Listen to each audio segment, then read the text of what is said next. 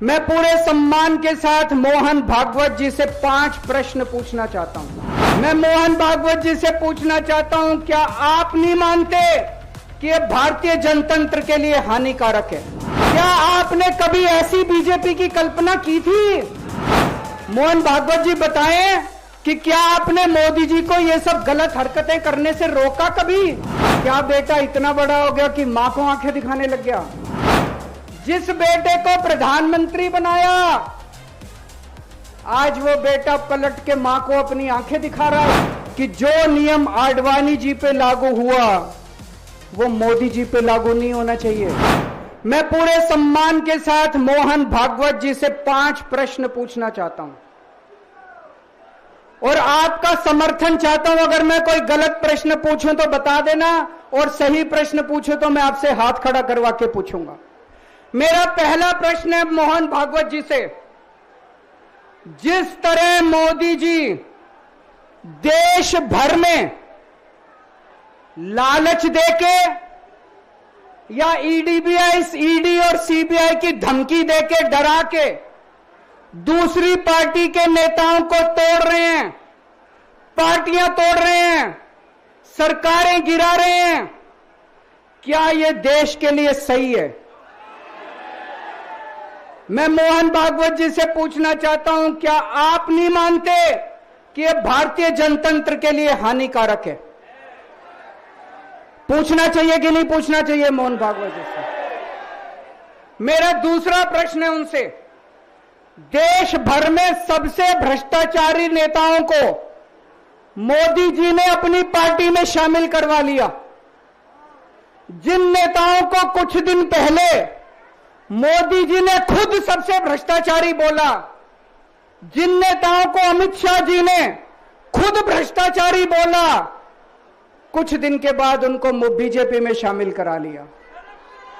मैं मोहन भागवत जी से पूछना चाहता हूं, क्या इस प्रकार की राजनीति से आप सहमत हो?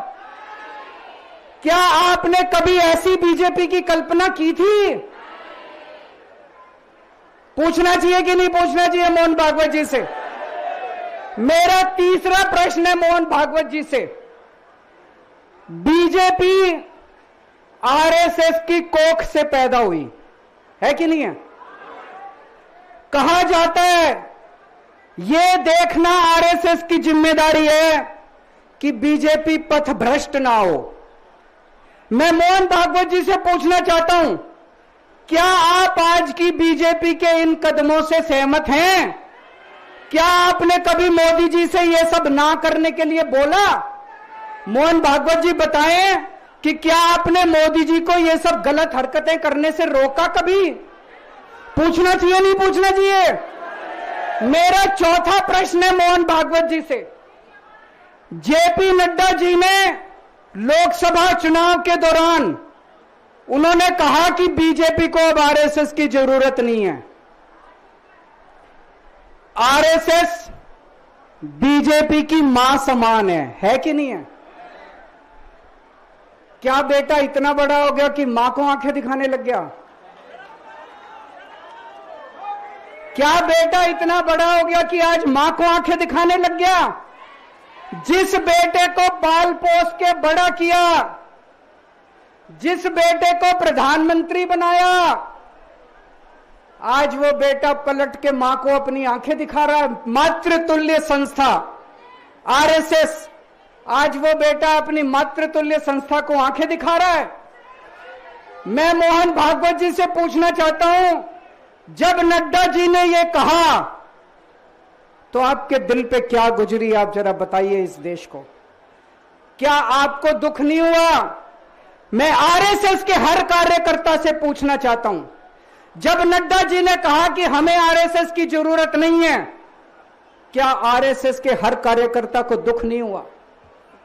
मेरा 5वां प्रश्न मोहन भागवत जी से मैं कहना चाहता हूं, आप ही लोगों ने मिलकर कानून बनाया था कि 75 साल के होने पे कोई भी व्यक्ति रिटायर होगा। इस कानून के तहत आडवाणी जी को रिटायर कर दिया, मुरली मनोहर जी जैसे बड़े बड़े नेताओं को रिटायर कर दिया, बीसी खंडूरी जी को रिटायर कर दिया, कलराज मिश्र को रिटायर कर दिया, शांता कुमार को और पता नहीं कितने लोगों को रिटायर कर दिया। अब अमित शाह जी कह रहे हैं कि यह नियम मोदी जी पे लागू नहीं होगा। तो मैं मोहन भागवत जी से पूछना चाहता हूं, क्या आप इससे सहमत हो कि जो नियम आडवाणी जी पे लागू हुआ वो मोदी जी पे लागू नहीं होना चाहिए? आप ये पूछना चाहते हैं कि नहीं पूछना चाहते? पूरा देश आज मोहन भागवत जी से ये प्रश्न पूछना चाहता है।